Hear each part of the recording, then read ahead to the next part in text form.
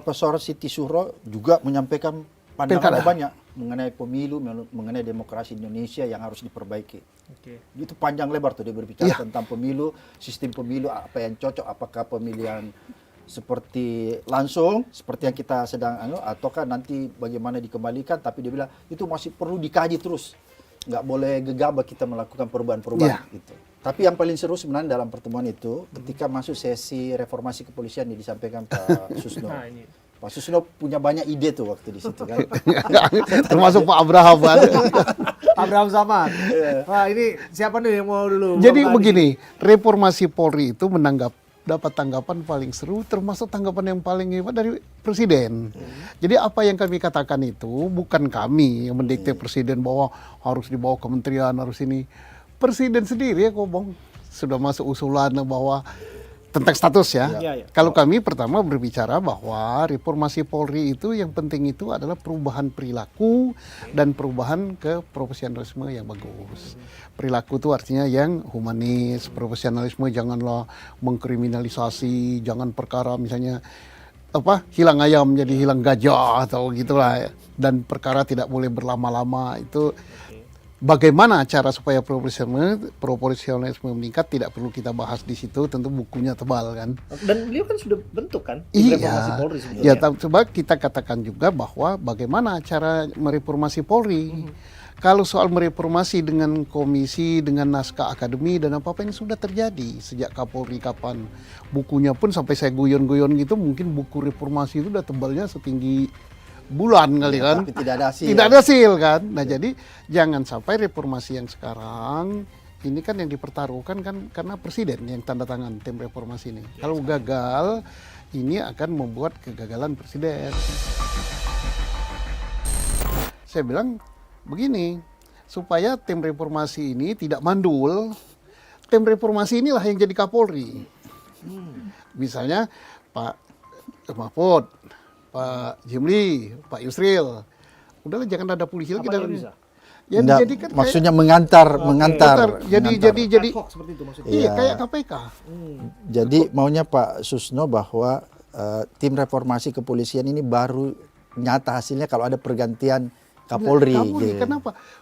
Reformasi itu kan kalau yang menentukan itu adalah pucuk pimpinan Polri kan. Nah, apakah pucuk pimpinannya langsung diganti Kapolrinya? Apakah pucuk pimpinannya itu 3 orang ini juga jadi Kapolri sementara misalnya kan? Gitu. Dalam masa transisi. Ada yang menyebutkan, ini melanggar undang-undang. Tapi Presiden Indonesia kan sangat kuat kan, bisa buat perpu kan. Setelah perpu ini, dan di DPR pun Presiden kita kuat sekali, bisa perpu dijadikan undang-undang. Nah setelah setahun apa 2 tahun, terserah Presiden, bagus, baru seperti normal lagi. Oke. Apakah kemudian ide ini juga tidak diukur dengan kemudian melihat legislatif yang hari ini kelihatannya satu frekuensi dengan apa yang berjalan dalam pekerjaan tim reformasi hari ini? Ya, kita kan tidak dapat mengatakan bahwa Komisi 3 sudah setuju polisi dibawa ini kan. Komisi 3 kan tidak menilai hasil tim reformasi kan. Yang menilai hasil tim reformasi rakyat dan Presiden. Yang paling tahu polisi ini harus diapakan adalah Presiden. Kalau Presiden menghendaki begini, misalnya tentang status ya, apakah dibawa kementerian, apakah dibawa Presiden, yang paling tahu Presiden. Kalau Presiden misalnya mengatakan dibawa kementerian, atau udah tidak dibawa saya, tetap undang-undangnya, kan Presiden menguasai parlemen banyak sekali. Jadi kami waktu itu tidak terlalu mendikte, bahkan yang keluar itu dari Presiden. Yang ngomongkan bahwa dari kementerian apa sampai kata bentuk apa. Jadi Pak Presiden bilang begini. Bukan kami yang ngomong itu. Rakyat memang pengen kepolisian itu dibawa kementerian, nggak ada masalah. Dia bilang kita tinggal cari kementerian apa yang pantas. Kalaupun tidak ada, dia bilang ya kita bentuk kementerian baru. Pernyataan tokoh oposisi Abraham Samad dan rekan-rekannya pada Presiden Prabowo, jika reformasi kepolisian baru bisa dinyatakan ada jika Kapolri diganti adalah pernyataan yang salah kaprah. Yang jelas, pergantian Kapolri adalah kewenangan konstitusional Presiden yang seharusnya tidak diintervensi oleh tokoh-tokoh oposisi tersebut. Boleh saja mereka berbeda kepentingan soal politik, tetapi janganlah memberikan tekanan yang salah kaprah kepada Presiden. bicara kemudian tadi Bapak udah singgung ya soal kepolisian, disinggung oleh Pak Presiden juga. Nah, apa yang menurut Pak Presiden menjadi concernnya tentang kepolisian?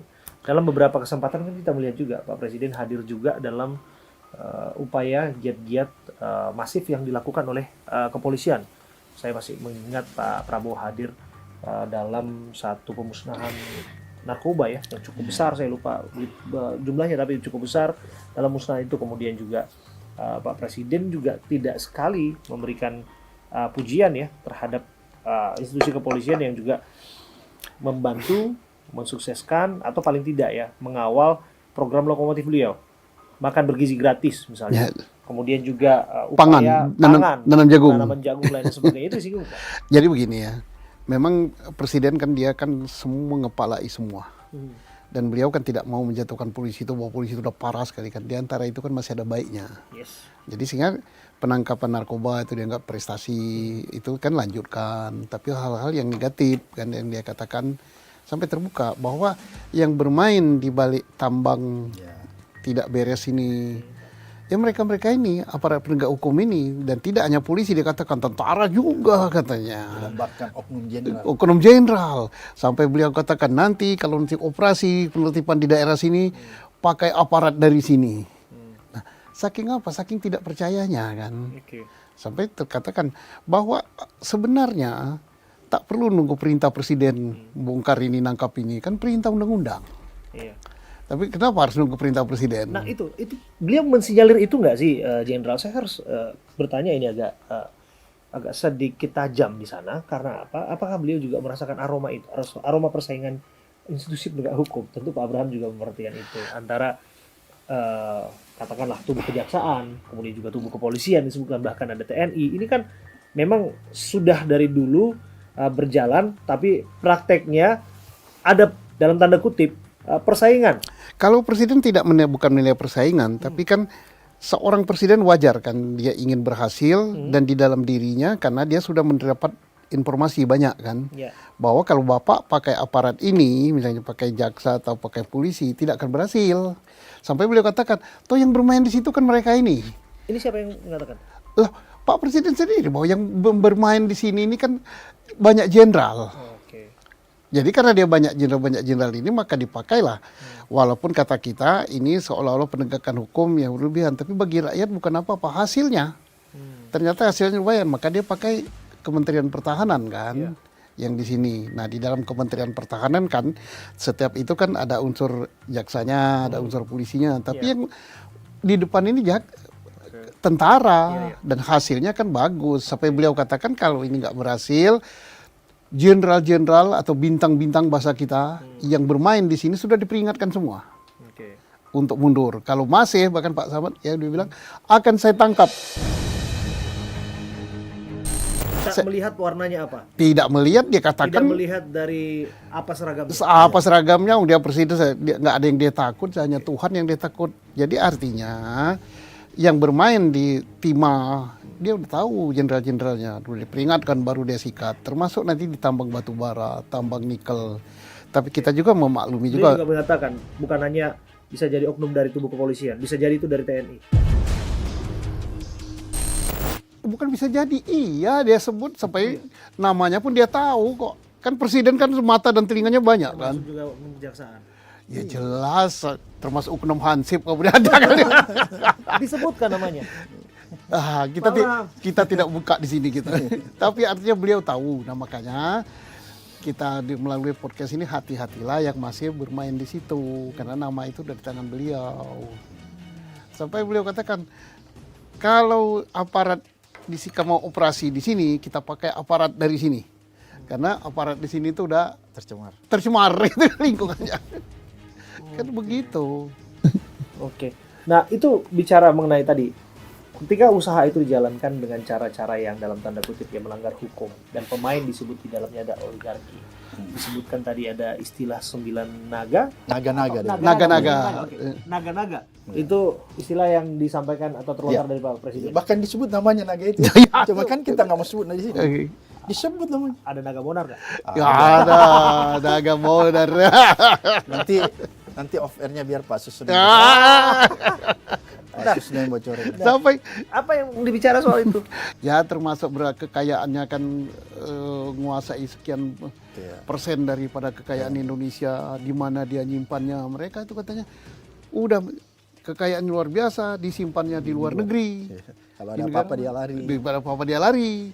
Ya kenapa saya lebih bagus daripada naga-naga itu haji-haji aja katanya. Ternyata informasi itu masuk ke telinga beliau juga. Yang bukan 9 lagi 9 haji itu. Iya, bukan kami yang buka, beliau sendiri yang buka. Ada isu di luar bahwa presiden tidak pakai naga-naga lagi, tidak pakai haji-haji lagi. Nah, itu dilontarkan sebagai tentu guyonan, tapi apa follow up-nya? Ya guyonan tapi Ya, serius. kita nggak tahu. Kita Yang nggak jelas tahu. begini, kalau saya menangkap begini bahwa beliau sangat marah dengan naga ya. kayaknya. Naga. Sama haji marah nggak? Saya nggak tahu karena Iya, Pak Suslo sama yang haji tanya. kan guyon, daripada naga-naga itu duitnya bawa luar negeri, ya mendingan ke haji-haji, toh dia nggak bawa luar negeri kata. Jadi itu Oke. sambil guyon tapi serius isinya Paling kan. tidak, kalau haji dianggapnya ada amalnya, amal untuk negeri. Paling nggak duitnya nggak bawa ke luar negeri, nggak Saya kabur nggak gitu tahu. maksudnya. Jadi Tapi ya beliau lah yang tahu itu. Tapi pembicaraannya serius tapi sambil guyon kan. Itu serius masalah itu kan, bukan masalah kecil. Oke. Tapi bagaimana kemudian percakapan itu ketika menyinggung rezim-rezim sebelumnya kita mendengar ada istilah naga, sekarang istilah haji.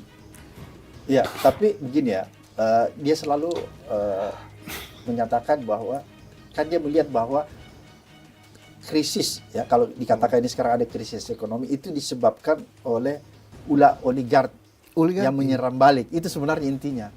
Oligark kan itu kita nggak tahu siapa ya, mungkin termasuk naga yang disebutkan gitu. Iya. Oligark kan luas kan, lebih luas lagi daripada naga. Gitu. Daripada naga. Ya gitu. Oke. Artinya ya, kata apa dikatakan Pak Abraham itu, beliau itu mendengar keluhan rakyat. Kan sering sekali kita dengar di podcast, di X atau di apa-apa kan tentang oligarki Dan yang naga. maksudnya dan naga. Ya. Ternyata sampai ke telinga beliau. Beliau tidak hanya mengatakan naga dan oligarki, tapi dia tahu namanya. Namanya karena pada saat itu Pak Said Didu juga ngomong tentang PSN, proyek strategis nasional, misalnya di PIK 2 itu dimainkan oleh naga. Anda tahu namanya kan? Nah, disitulah mulai juga lagi dia ngomong, saya nggak takut sama naga, dia Nggak sebut lagi takut. namanya. Gitu. Nah. Itu sebenarnya karena Pak Said Didu kan juga menyinggung tentang PSN, Iya, pesen. bahwa ada naga di belakang. Nah, jadi dia sambung lagi tuh. Aku nggak Tambah takut lagi. itu. Ya, aku nggak takut, dia sebut lagi tuh nama naga-naga. Gitu sebenarnya intinya. Iya.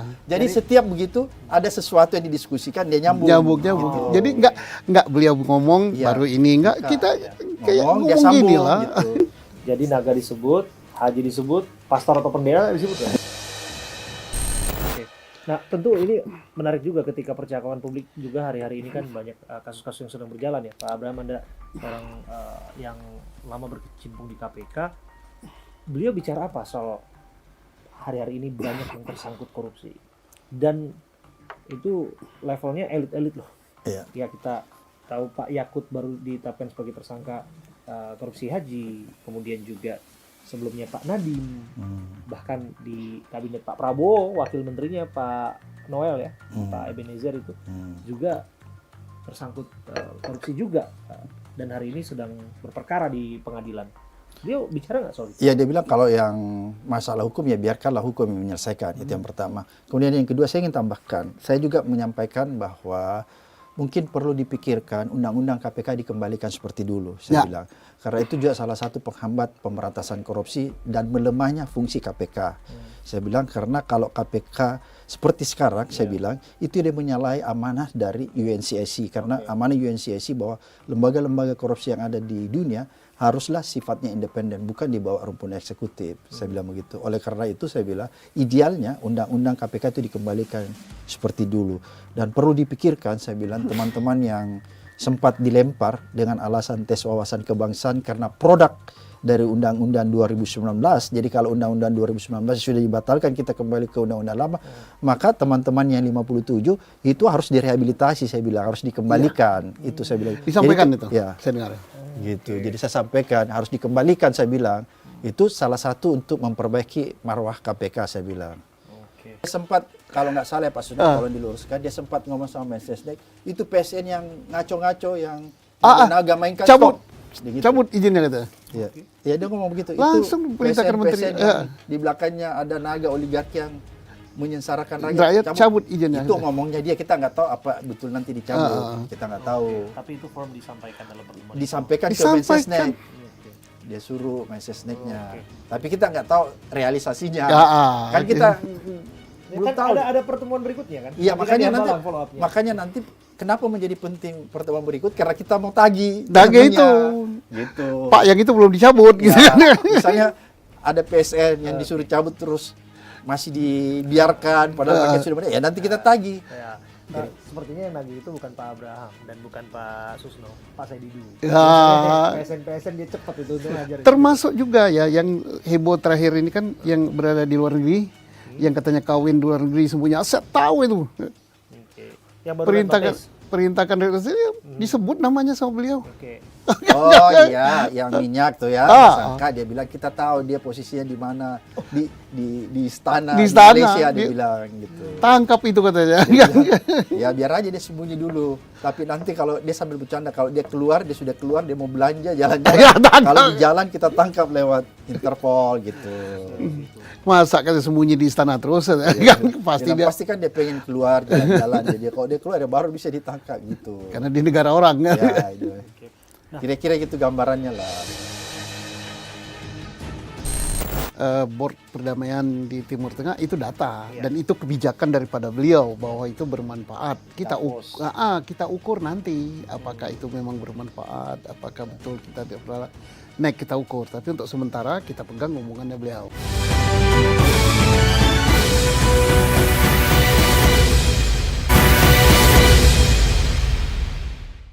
Tadi sudah disebut soal PSN, soal sumber daya, termasuk itu tambang, kemudian juga sawit ya, Pak ya. Iya. Sawit. Juga disebut tadi ada naga, ada haji. Saya ingin masuk ke satu hal tuh.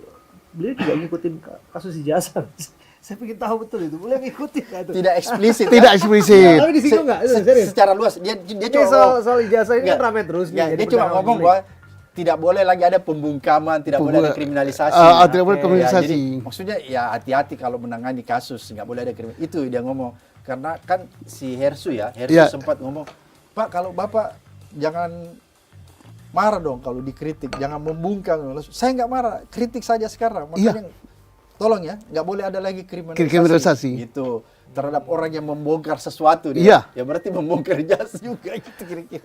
Oke, itu spesifik ketika bicara soal ijazah. Iya, itu ada spesifik tapi tidak ngomongkan misalnya tentang kasus ijazah Bapak itu ya, tidak. Bukan nama ijazah seorang disebutkan gitu. Ada banyak yang gambaran gitu. aja gitu. Jadi yang menggunakan ijazah Ijazah itu kan palsu itu banyak. banyak. Dia tahu. Gitu. Dia bilang banyak yang menggunakan Ijazah palsu. Jadi soal ijazah bukan seseorang biasanya. Bahkan profesor palsu pun ada, tahu. Gak enak kalau kita sebut di sini namanya. Itu profesor palsu, profesor foto aja.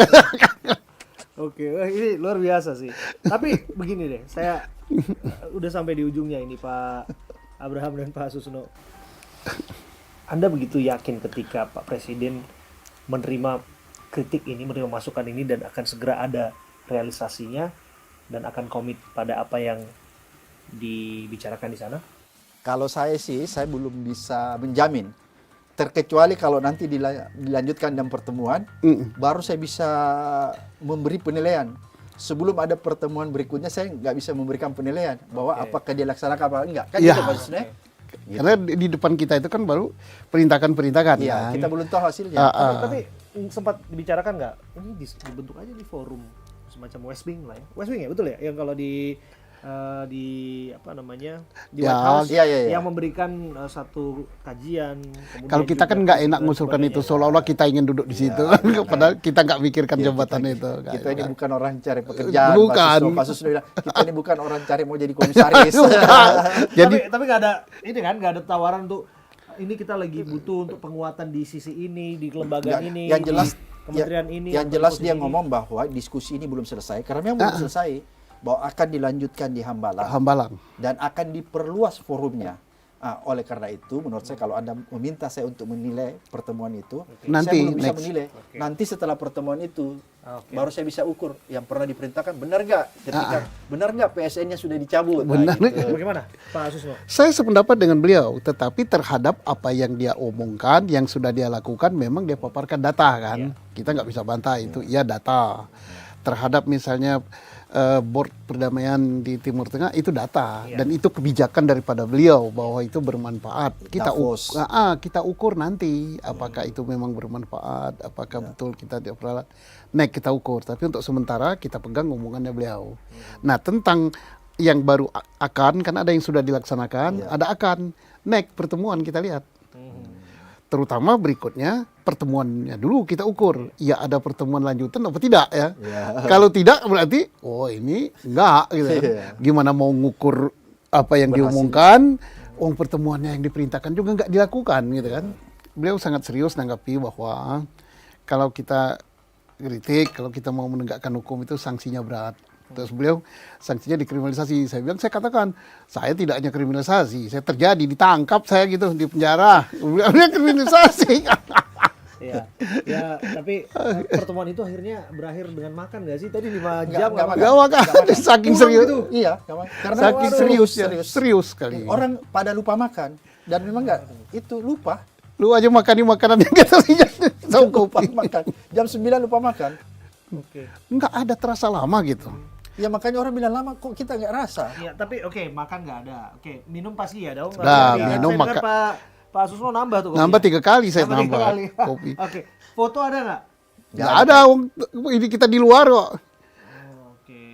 Karena memang mungkin analisis saya ya, pertemuan itu memang mungkin direncanakan tertutup karena akan menyebut ya. Menyebut-nyebut katanya ya. nama itu.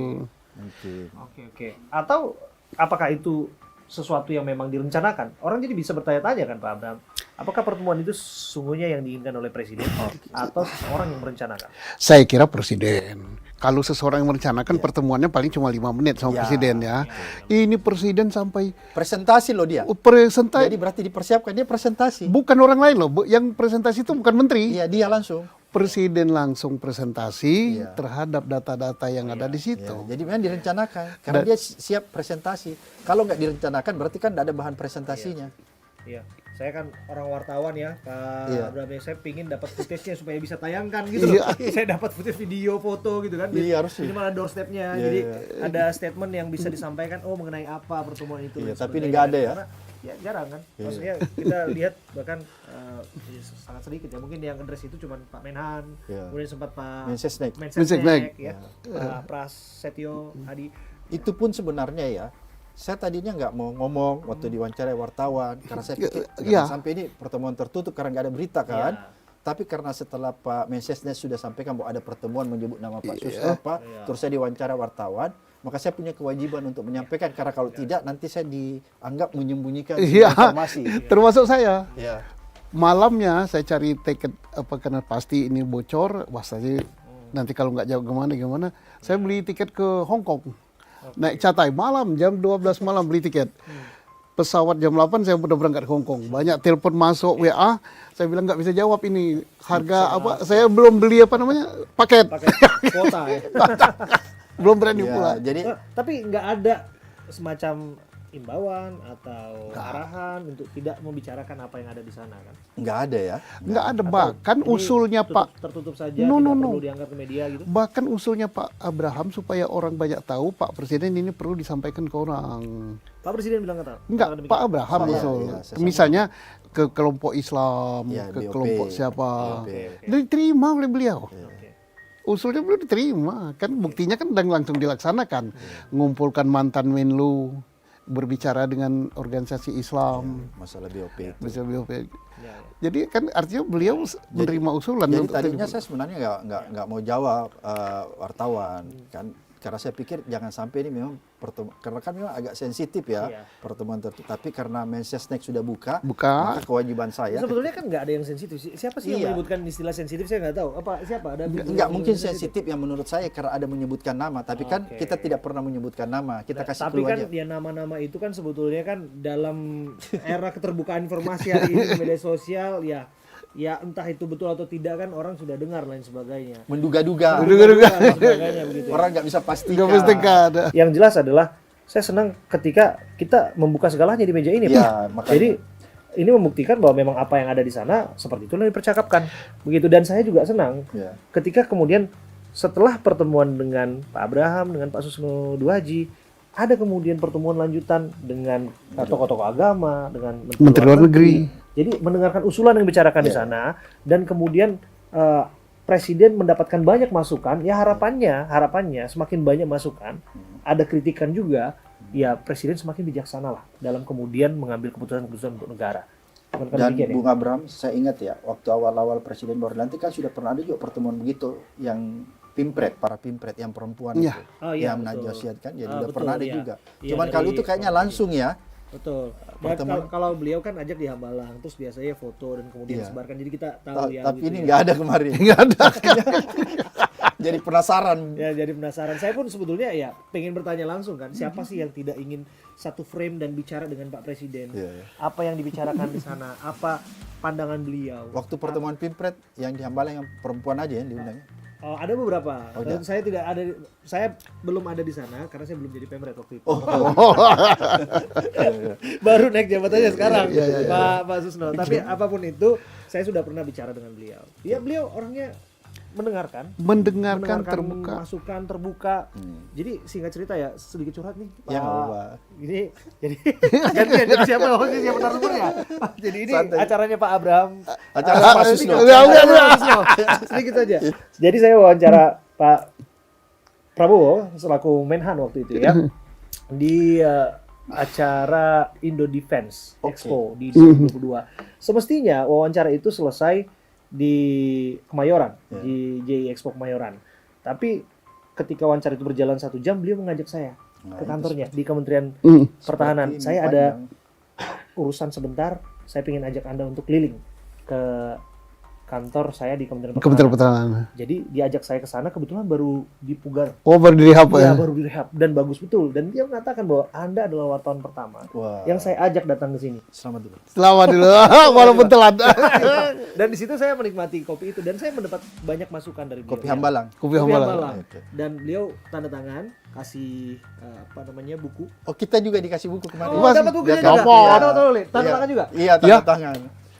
Seperti itulah adab dan respek beliau Iya. terhadap tamunya. Dia pembaca buku. Beliau membaca buku dan bagi beliau tak ada pemberian yang lebih berharga selain apa yang dituliskannya, ide dan pemikirannya, dan addressing beliau lewat tanda tangannya. Ya. Itu adalah peran tertinggi yang bagi saya ya Pak ya. Ya. Jadi Yang dia, saya mengalami dia itu. sering bagi buku ya, Betul. bukan bagi sepeda ya. Ini buku yang ditulis betul ini. Buku yang orisinil nih. Mas. Iya. Ya, Iya, ya. kita Dan dapat. Dapat juga ya Pak Dapat. ya. Ya, dan ya itu menjadi Kalau Pak Susno bagi apa? Ah, Kalau Pak Susno buah-buahan, Pak. Ya kan? Bagi Dia durian. petani sekarang. Baik, Pak Susno, terima kasih. terima Kabar kasih. Eskrim Terima kasih Pak Bram. Polri 2008-2009, Komisaris Jenderal Purnawirawan. Sekarang Susno Duhaji, petani. sekarang petani. Iya, anak buah Pak Prabowo, HKTI. Nikmat mana jadi polisi atau petani? Ini mana petani? Pak Prabowo langsung komandan saya. Banyak Pak sekarang sukses Pak. Kalau apapun yang terjadi kan ya tetap sudah dibekali dengan alam dan kemudian Iya. sukses lagi bisa produksi banyak. Makan durian. Punya durian Pak, enak. terus apa lagi Pak pertaniannya? Durian, ya, Durian, pepaya. pepaya. Terus jagung. Jagung. Tapi banyak yang ngambil sekarang jagung, saya diambil orang, mau nanam jagung juga. Jagung jadi murah kan? Makanya Pak Susno tidak mau dikudeta jadi petani. Dia kudeta. Jadi kalau Pak Abraham sekarang jadi fokus di sini ya. Jadi fokus lah. jadi host. Jadi host. Iya, Mengkudeta. Iya, iya, iya. Luar biasa. Pak Abraham terima Makasih. kasih. Terima kasih. Bung Abraham Silaban. Suka ketukar-tukar ini Pak. Oh, iya. Jadi Pak Abraham Samad, Pak Abraham Silaban. Makanya gitu ya. tadi Saya sebelum kenal sama beliau. sebelum salah dikudeta dulu. Gini, supaya nggak ketukar Pak. Iya. Jadi saya dikiranya ngikut Pak Abraham. Saya harus klarifikasi ini betul karena saya berkarir tuh hampir 17 tahun sekarang. Iya. Dan berapa kali orang ketukar. Wah Abraham Silaban nih ngikutin Abraham Samad nih. Padahal duluan Jadi Abraham. figur yang tampil di televisi. Nah, Padahal kita duluan yang jadi presenter baru beliau Pak. Tapi beliau ketua KPK Tapi duluan. justru beliau Pak bagus ketika ketua KPK selesai, kemudian beliau jadi podcaster, malah podcastnya yang bagus luar biasa sekarang. Jadi ya nggak ada yang Nama salah. kita belajar Kita belajar dari dia. Nama Abraham itu nama besar. Abraham Lincoln. Dan Itu yakinlah satu hal Pak, bahwa tokoh yang paling diidolakan oleh Pak Prabowo adalah Presiden ke-16 Amerika Serikat, dan namanya pun Abraham Abraham Lincoln. Abraham Lincoln. Baik, terima kasih. Terima kasih. Pak Abraham. Terima kasih.